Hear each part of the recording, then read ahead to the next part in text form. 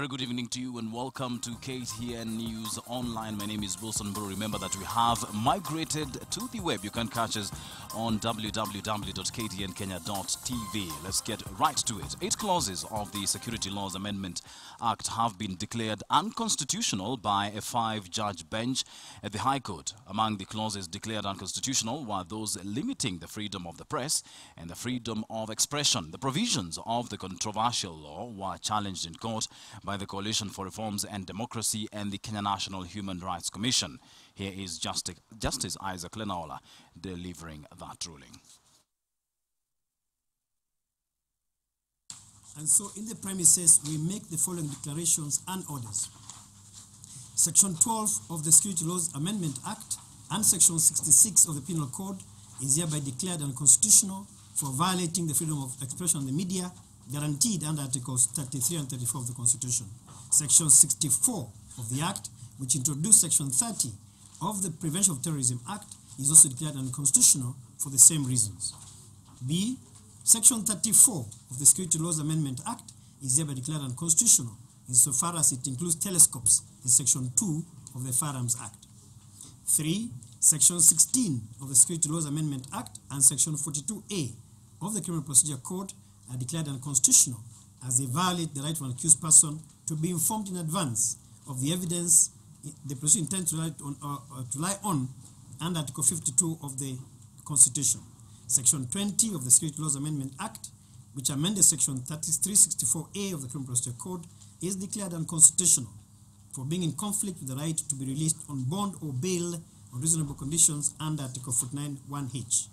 Section 26 of that Act, which introduced Section 20A of the Evidence Act, is declared unconstitutional for violating the right of an accused person to remain silent during proceedings. Number F, Section 48 of the Act, which introduced Section 18A of the Refugee Act, is declared unconstitutional for violating the principle of non-refoulement recognized under Article 2, 5, and 6 and the 1951 UN Convention on the Status of Refugees. And lastly, Section 95 of the Act, which introduced Section 95A to the National Police Service Act and the National Police Service Board, is declared unconstitutional for violating Articles 246(3) of the Constitution. Let's move on. And 1.63 million Kenyans are at risk of starvation across 23 counties. This is according to a survey findings conducted by the Ministry of Devolution in partnership with United Nations agencies. Pastoral regions are the worst affected, with Mandera, Garissa, Wajir, Isiolo and parts of Tana River being said to be in the red. However, agricultural zones such as Tharaka Nithi, parts of Meru, Makueni and Kitui are also said to be marginally affected. The government says it will provide relief food to make sure that all the National Cereals and Produce Board stores are well stocked. County governments are also now being roped into the efforts to avoid any fatalities from starvation. The current situation has come about after the poor rains in the November-December period. In pastoral areas, the normal pasture and water sources have been depleted and availability of milk has also declined. In addition, livestock prices are on a downward trend and malnutrition problems are on the increase. In marginal areas, poor rainfall during the critical stage of crop development caused over 50% of the crop failure. We will do everything ourselves as county governments, as we've always been doing in the past few years. We have had a large number of interventions, both in terms of water tracking. By and large, as per our original understanding and agreement with the national government will continue to do the food relief while we also keep enhancing water tracking and also healthcare activities at the counties. I can confirm that almost all the ASAL counties have created their own emergency funds. Mambo haya tumeweka namna tatu. Kuna hatua za dharura kama hivi sasa. Kuna hatua za katikati ambayo tutasaidia vipi katika hali ya afya ya mifugo, hali ya kupeleka maji na magari yale ya kubeba maji, hali ya kwamba tupatie watu wetu chakula, na kuna mpango mrefu ambapo mmesikia kwamba serikali ya kitaifa pia imechimba vidimbwi vingi ama imeweka mingi sehemu ya kushikilia maji, ili kwa mvua yoyote itakayokuja hali itazidi kwenda chini kuliko vile ilikuwa, yani hali itapungua ya dharura, na tunafikiria kwamba kwa muda mrefu utakaokuja haya mambo tutakuja kuachana nayo. Let's move to Parliament now, where members of the National Assembly say they will move to the Court of Appeal to appeal the High Court ruling on the Constituency Development Fund. The 40 MPs resolved to challenge the Friday ruling, which declared the CDF Act of 2013 defective and thus unconstitutional. The legislators say they will also lobby the CDF Management Board to file an appeal. We want to assure the country that CDF is intact and all projects will continue and there's no cause for alarm. We also want to state that CDF is here to stay. Number two, as parliamentarians, we believe in due process of the law and we shall appeal the ruling of the High Court. Number three, as the legislative arm of government, we shall explore all necessary constitutional amendments to ensure that CDF is properly anchored in our constitution. Number four, we want to emphasize, and this is important, CDF does not belong to members of parliament. CDF belongs to the people of Kenya, and parliament will handle this matter in a bipartisan manner, devoid of party affiliations. Members of Parliament have raised the red flag over the proposed amendment to the Constituency Development Fund, arguing that any plans to halt the fund would hurt Kenya's economy. The MPs argue that the fund is critical in poverty eradication.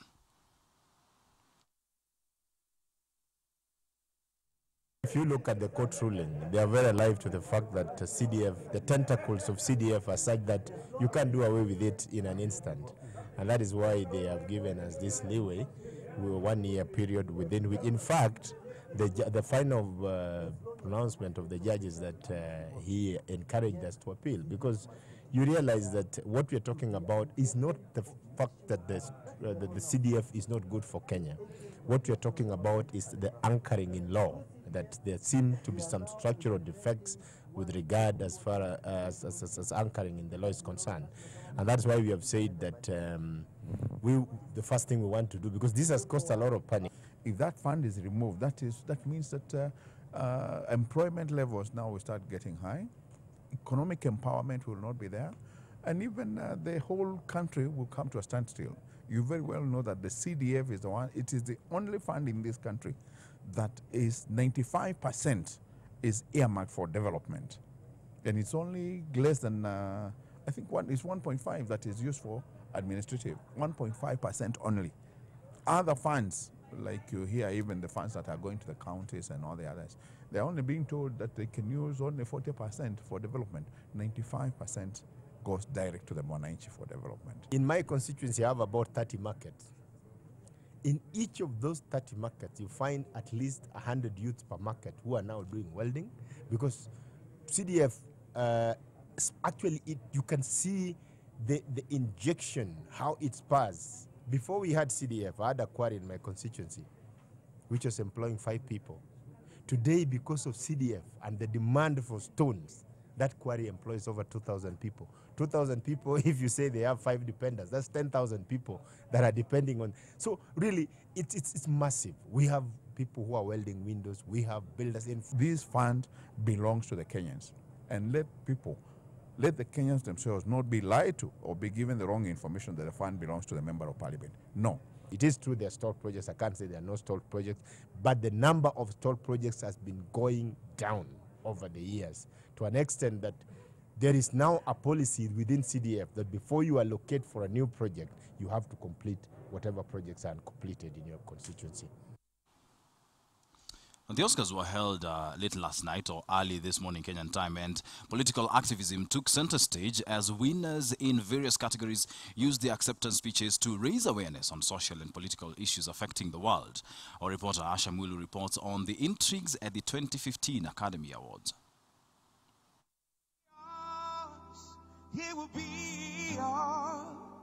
Stealing the show at this year's Oscars, John Legend and Common performed their spine-chilling song Glory, recorded for the movie Selma. Hands to the heavens, no man, no weapon formed against, yes, glory is destined. Selma, which was directed by Eva DuVernay, is about Martin Luther King Jr.'s civil rights march in Selma, Alabama, 50 years ago. The film was nominated for the Best Picture Award, and its main actor, David Oyewolo, who played King, got the nod for the Best Actor Award.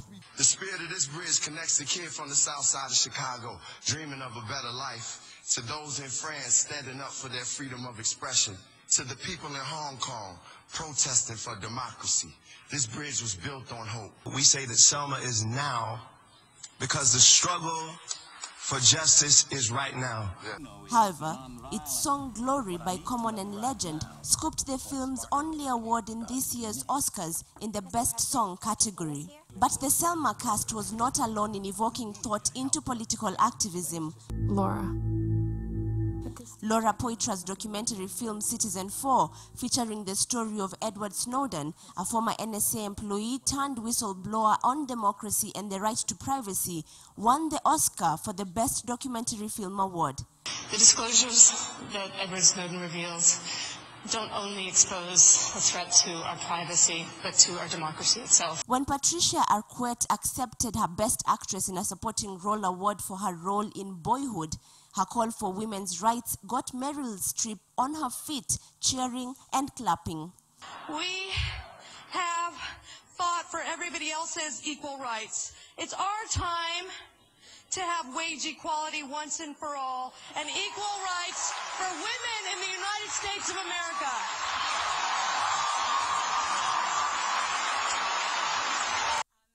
Julianne Moore, who won the Oscar for the Best Actress, used her acceptance speech to recognize people living with Alzheimer's. So many people with this disease feel isolated and marginalized, and one of the wonderful things about movies is it makes us feel seen and not alone. For the Best Actor Award, Eddie Redmayne dedicated his award to those battling ALS. This Oscar,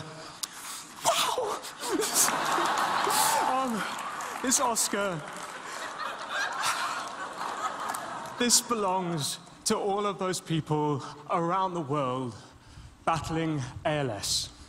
The film Birdman, a black satire about the world of showbiz, scooped the coveted Best Picture Award. Asha Mwilu, KTN. And our very own Lupita Nyong'o don't address that is rumored to have cost well above $150,000, but that is yet to be confirmed. Let's move on. African countries have been urged to infuse science in their agricultural activities to help boost their production and cut down on food imports. Experts from the African Union have called on farmers to step up food production in the continent. On average, Kenya spends nearly $50 billion in food imports. When I talk about the catalytic boost, today in Kenya, you are 85% ASAL, arid and semi-arid land. Cairo, Egypt, is far less. But if you go to Nakuma today, you will buy grape juice and milk from Egypt. How is Egypt providing grape and milk on the markets of Kenya? It's simple technology. Now, if they can do it there, there's no reason why we cannot do it 10 times more here. But the gap is how much science is in the Egyptian system and how much science is in the Kenyan system. And it tells us the gap, the potential that we have not covered. So when I talk about the catalytic boost, and I say, in Africa today, my commissioner used to say that hoes and cutlasses should be in the museum.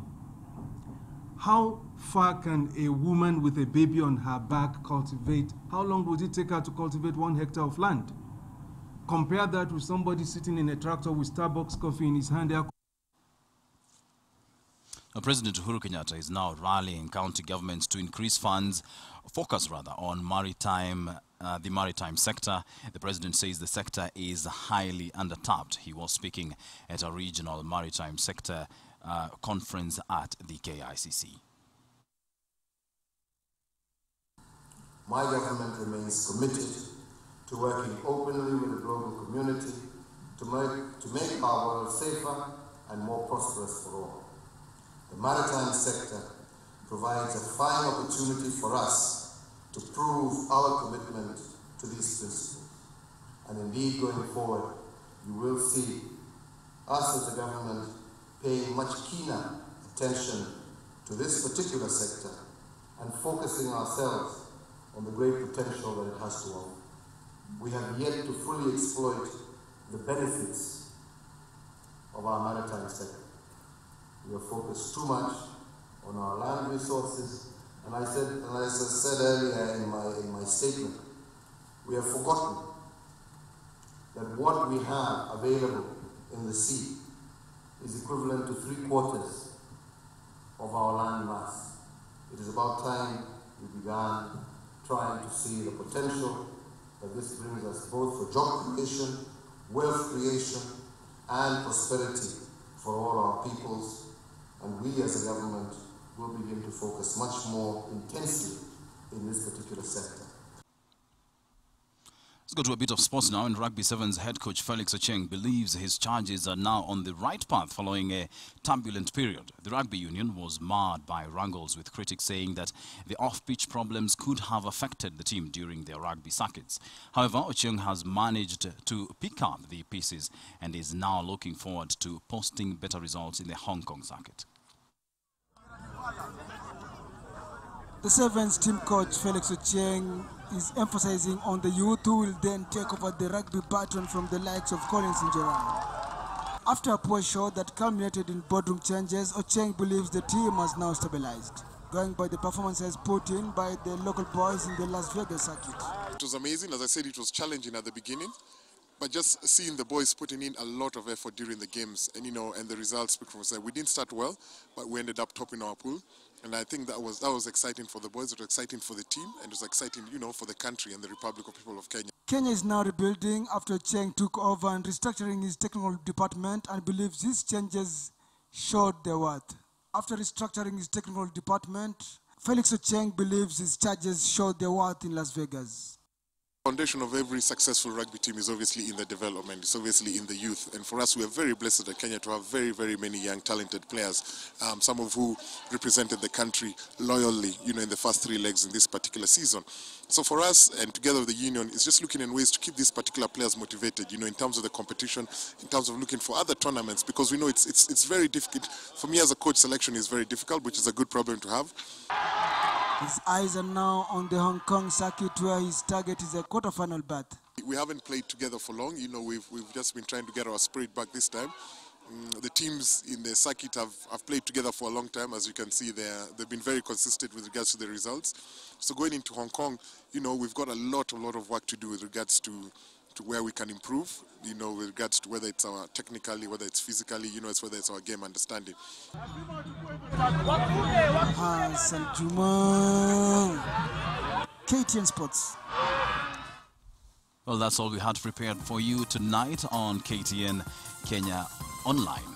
Remember, we have migrated to the web. You can always catch us on www.ktnkenya.tv. Be sure to catch us tomorrow at the same time, at 8 o'clock rather. And we'll be doing the same from here on Mombasa Road, Standard Group Center. Good night.